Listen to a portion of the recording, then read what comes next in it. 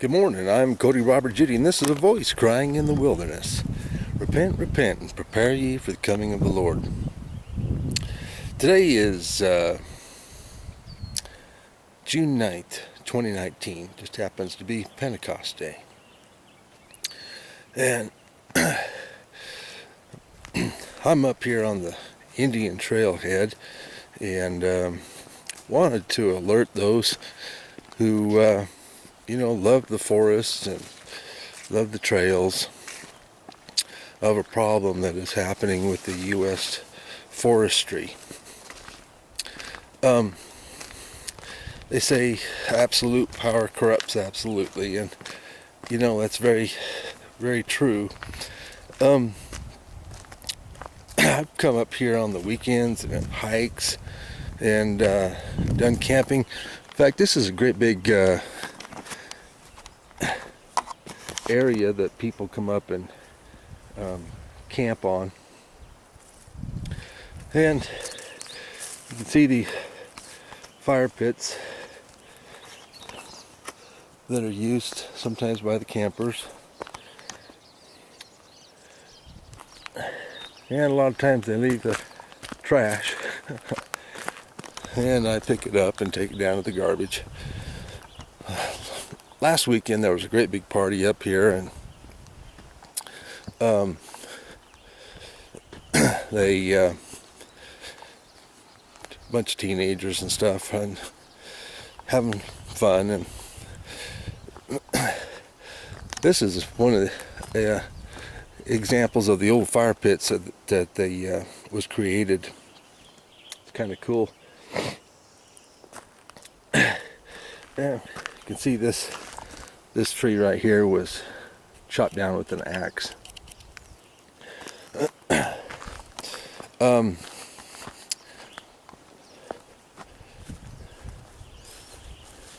This one here was sawed down with a saw a long time ago, I guess. There's another fire pit. Here's another example of the old, when the CCC was up here in Roosevelt's time. They made the trailheads up here, and there was a lot of men that came up and made these little units right here for fire pits. There's probably about, gosh, I don't know, over 50, I would say, up here. And like I say, it's totally legal to come up here and camp for a day or two.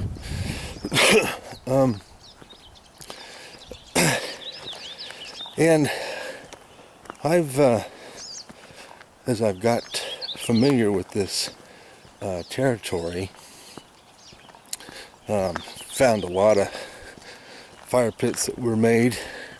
Here's another one right here. People just go out and get a bunch of rocks, put around, try to make a safe fire.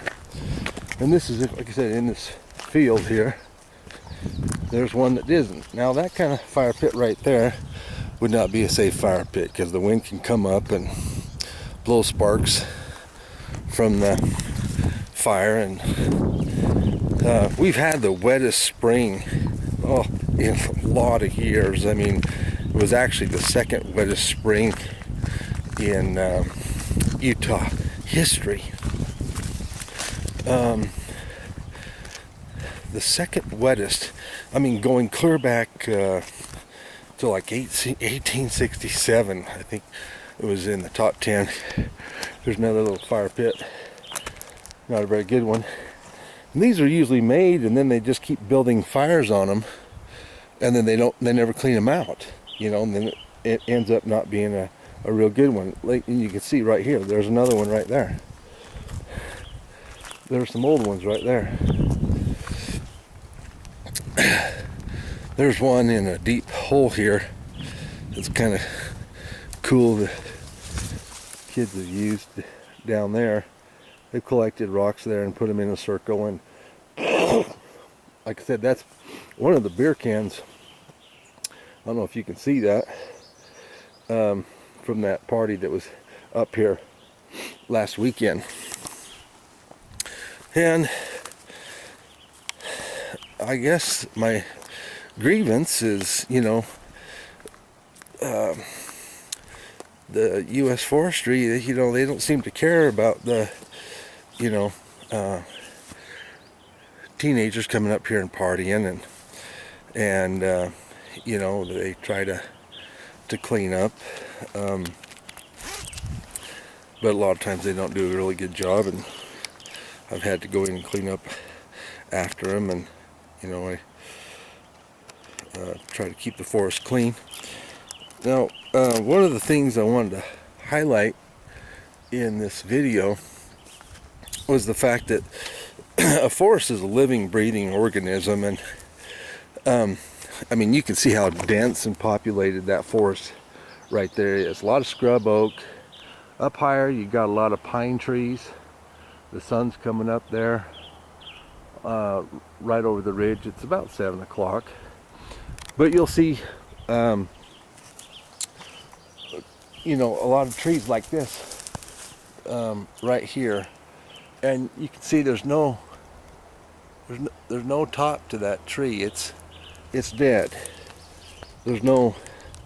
That's a dead piece of wood tree, and that's the kind that I would use to cut down, similar to the one right here that I cut. Now you can see with the bark right here, you can tell that tree was dead. It was, it was bark. There's one that was chopped down with an axe that I didn't do. But you can just go through this forest, and you can see there's one right there with no leaves on it that's dead. And sometimes these trees will get diseased, and it spreads to the other trees. There's a pine tree, for example, that's standing straight up, and you can see that is a dead pine tree. You can see the bristles on it. They're all withered and stuff, and dead. So I've been very conservative in caring for the forest, not cutting down any live trees, cutting down dead trees that were downed, or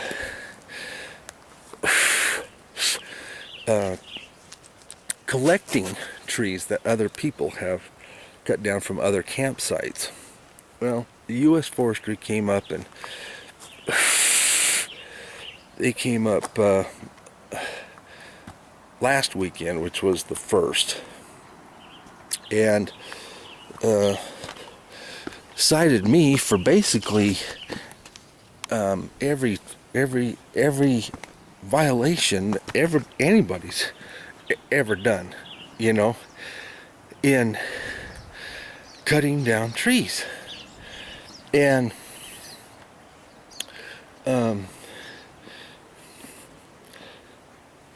all I've done is collect off the forest floor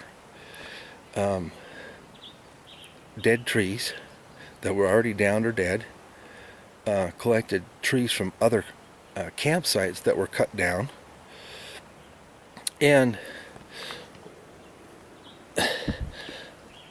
I showed you those old, camp fireplaces, that the old miners and Civil Corps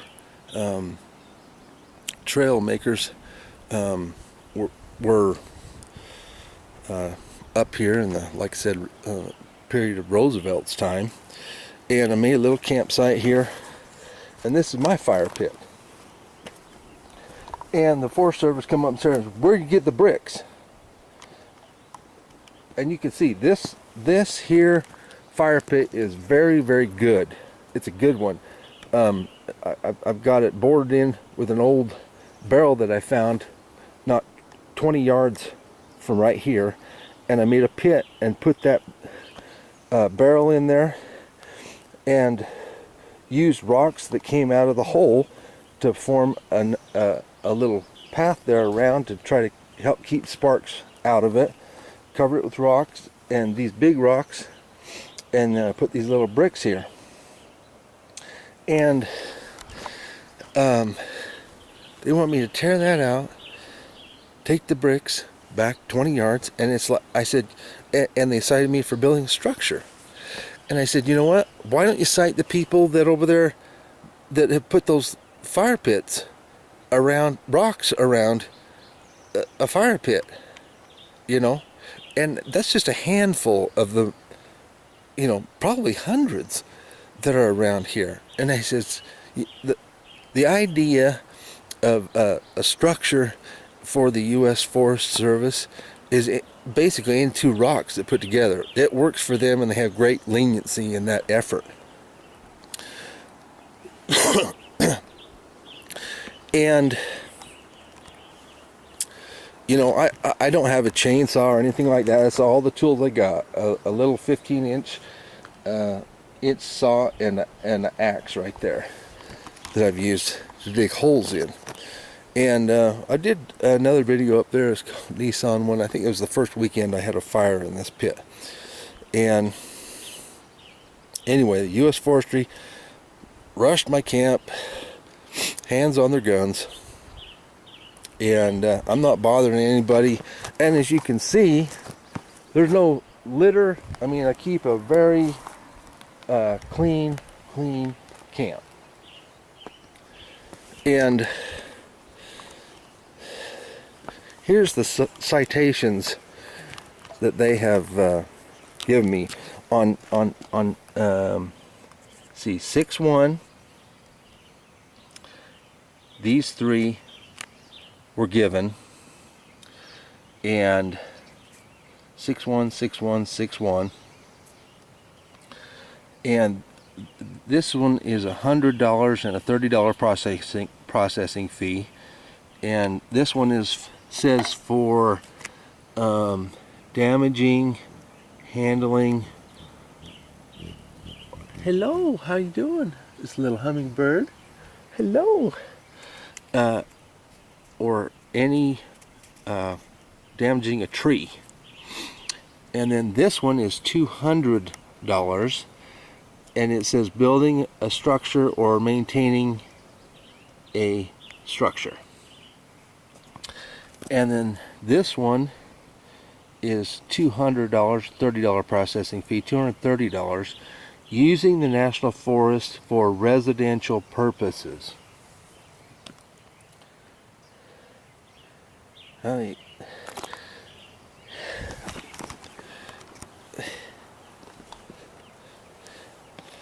Coming up here on the weekends, camping out, enjoying the forest, practicing forest conservation and cutting down dead timber or collecting dead wood. And the next weekend, which is yesterday, it was Saturday, and today's Sunday, she came up again with another deputy and gives me 3 more tickets.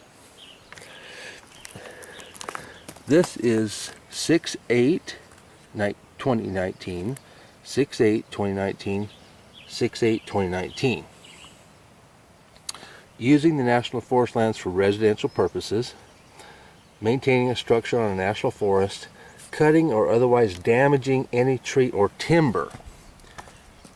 Now this one that I got this weekend, $200, $30 processing fee, total of $230. This one, maintaining structure on national forest, $200, $230 total on that one. And then this one, 6/8/19 again, is $2,500 plus $30. That's $2,530. Now, hands a little bit cold. You've heard me say, in quoting scripture, "Woe unto those who join house to house until there be no place to go and be alone." Well, here I am, up here in the U.S. National Forest, not hurting anybody. Come up on the weekends to enjoy exactly what it offers. And I want you to notice something else. It's like I'm the only one that's being held responsible for all of the U.S. Forest Service. And this officer is Myers. And she not only came up here and handed me those tickets, but she threatened my freedom and liberty, and said if she caught me up here again, she was gonna, I was gonna go to jail. And you know, I mean, I was polite and you know, signed the tickets and tried to explain to her exactly, you know, that what I was doing, and I sent the Forest Service a letter with a proposal to them and what I had hoped to accomplish. And I asked her if she had received my letter, which you can find at www.codyjudy.blogspot.com. In the last entry made during the week, this last week. And I want you to notice something else out of these tickets. The numbers right here: 30, 31, 32, 33. A week later, 33, 34, 35. All right in a row. Right in a row. In other words, nobody else got any tickets up here. And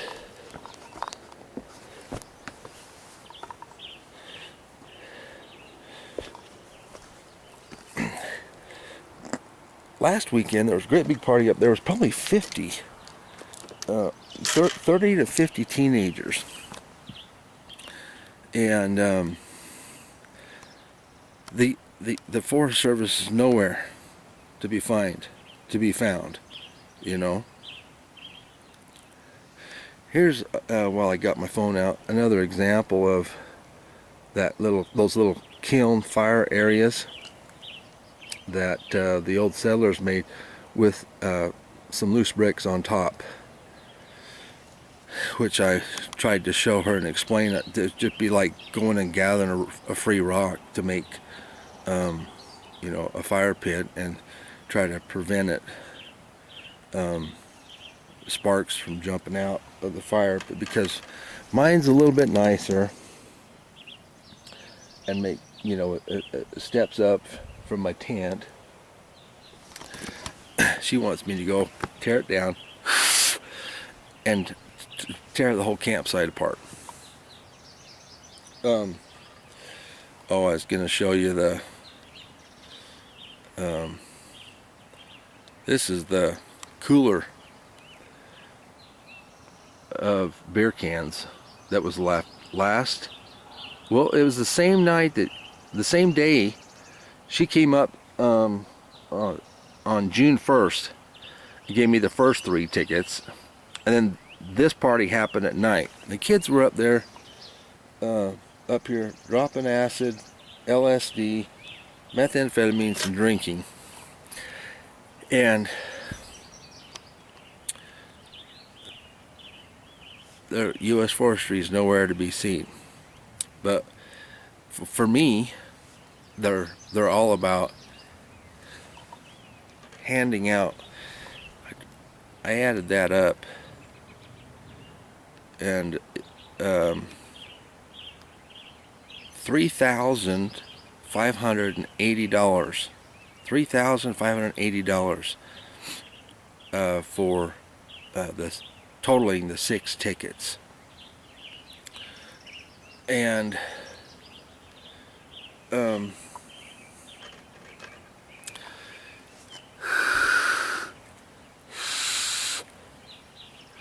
like I said, last weekend she told me to pack up and leave, and I did. Packed up everything, left. It's gone all week down the valley. Did a little bit of landscaping.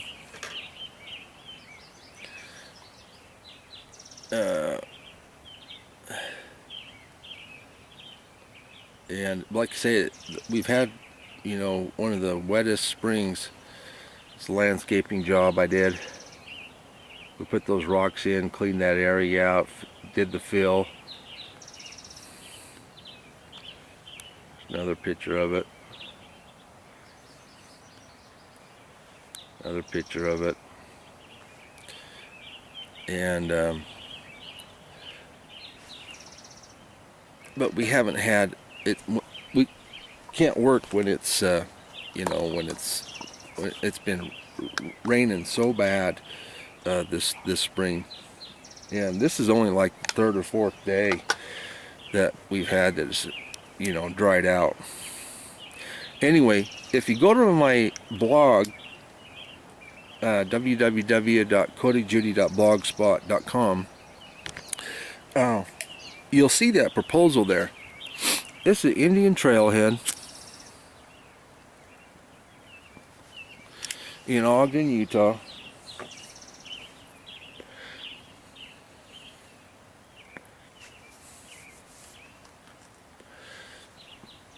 And a lot of hikers up here, and people tenting it, camping, And this campsite, I didn't claim to be, my own. It's everybody's. They can use it. I haven't homesteaded it or anything like that.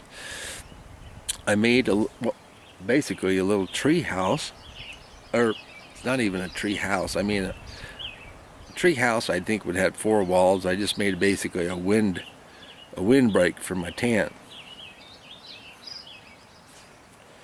And with that dead wood that I've collected,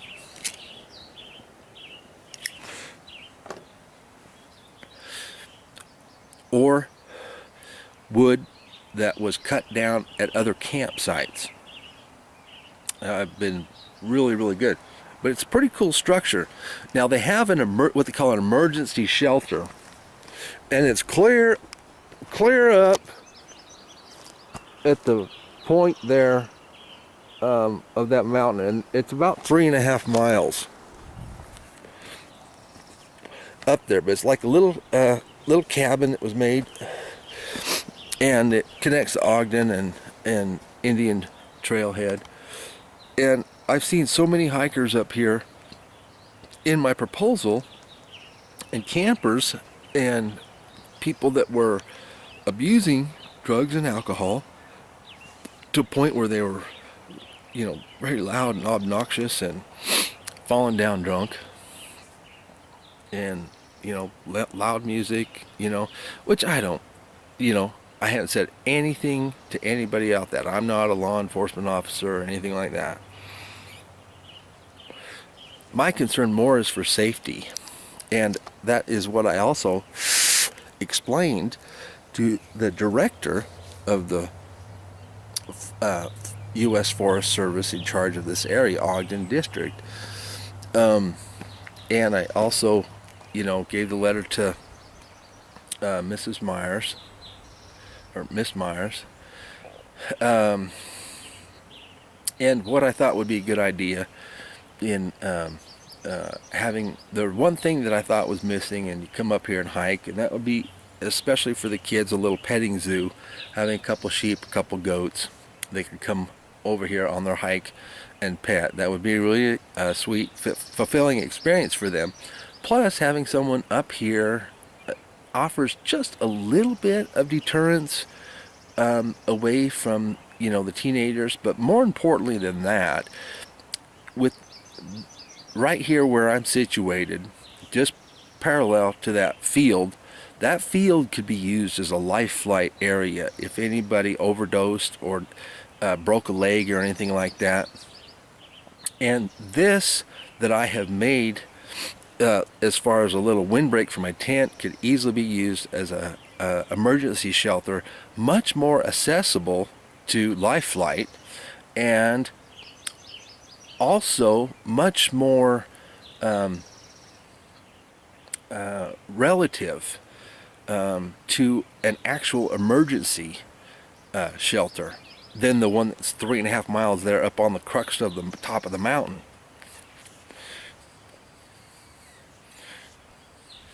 somebody fell and broke their leg, had an accident. There was a gentleman actually up here, a 77-year-old gentleman yesterday. He'd lost his bearings, and I helped him. He was wandering up here and had actually got lost and turned around, and right was left and left was right, and north was south and south was north. He totally lost his bearings. 77-year-old up here. And in some instances they need a sign down there where the trail is. It goes on a switchback, or you go straight. And going straight is the main trail, stay on the main trail, but it's a little bit deceiving because there's a switchback. And it looks like the main trail if you switch back, and it's not. Anyway, just coming up here and becoming familiar with the area, I saw an urgent need, and I explained that in my letter to the U.S. Forestry. But she told me yesterday they had rejected giving me a permit to do that. And then, like I said, they levied another 20, see, that's 2,500, 25, 26, 27, 28, 29, about another $3,000 of fines for the emergency shelter that I built, that they could use, and anybody could use. And everybody that has seen this says it's the coolest thing they've ever seen. And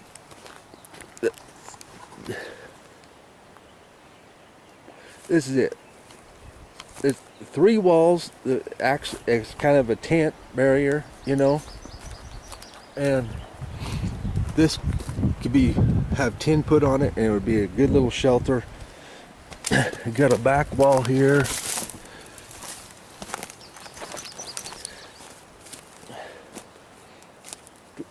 Three walls.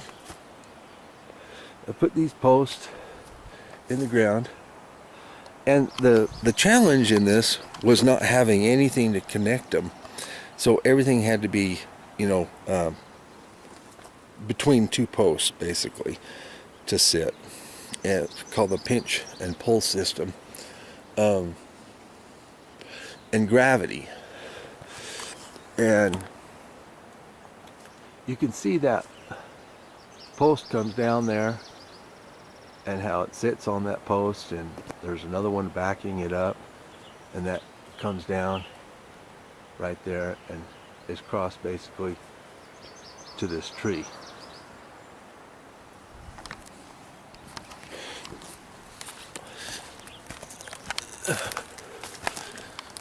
So anyway, post it in the ground.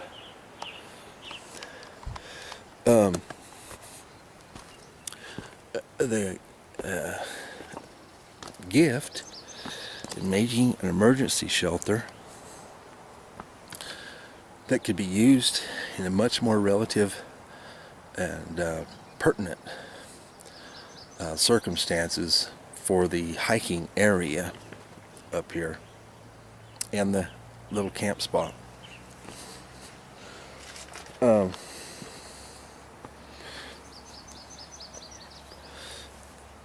The U.S. Forestry has charged me with not in cutting down live trees. Have cut down live trees. They're all dead trees. You can tell. This is a dead tree. Now this tree right here has got bark on it, was actually taken from another camp. And they cut it down and then just left. But the U.S. Forestry has made me responsible for everybody else's violations, and I need your help.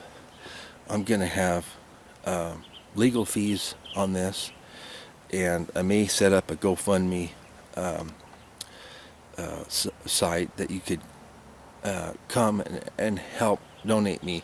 And the only thing that I can explain, because I've tried to explain this all to the U.S. Forestry agent, Officer Myers, and also the director, his name's Sean, of the Ogden District.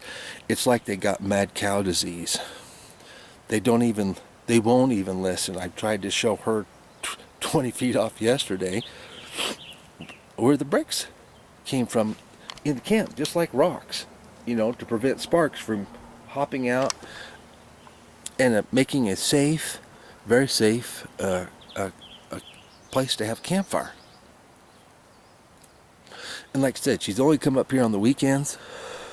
I've been down working, doing landscaping in the valley, and come up here on the weekends to just have a little peace and serenity. And they see my car, and they just fly up here and hand out tickets like they're candy. And they do it in a really belligerent and unfriendly way. Anytime you threaten somebody's freedom and liberty, I would say that that's unfriendly.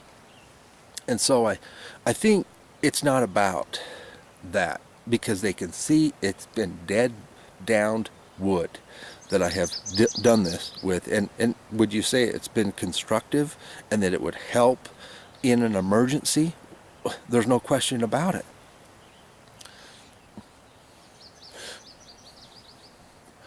And she says, I call this Camp Nissan 1. And like I said, I think I don't claim it. It's everybody's, they can use it, but it's not going to be available for use if they bring a crew up here and just totally destroy it. So I'm asking for people's help to preserve Camp Nissan 1 and help with my legal defense. And I've got to go talk to an attorney Monday, tomorrow. But and these tickets are just outrageous. Like I said, she came up last weekend, and the 1st of June, and cited me for one tree, and basically said she didn't think it was going to be necessary. She saw, most of them were dead. She didn't take an explanation that any of them that had bark on them I'd taken from a different camp, or different camps that people had cut down and left. And then this weekend she came up, and she was very nasty, and not taking in any consideration the good or the positive part of this. And what I have done with my spare time, weekend spare time, come up here, enjoy camp, go through the forest, use cut down like a dead timber, like I had shown you, to use for firewood, and the same as anybody else does. But it's just like they got mad cow disease. They're not even reasonable people to speak with, and what they have in mind is what they've got set. And like I said, they hand out these tickets to me,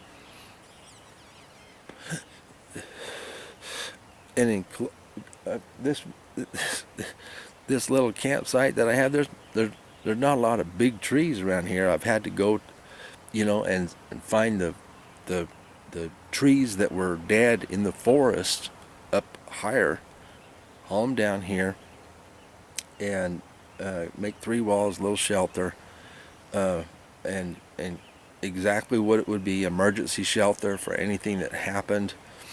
And it just seems really unfair that they're up here citing me on the weekends, and then they don't hang around for the parties that happen at night. They don't, the parking lot, it's like they go home and then forget about it. They've cited everybody they wanted to, and they got those 6 tickets all numbered right in a row. I'm the only one she's written tickets to all over the period of the last 2 weekends. Told her she's discriminating against me, and she goes, no. And I go, what, is it my beard? No, it's not your beard, Cody. Well, what is it?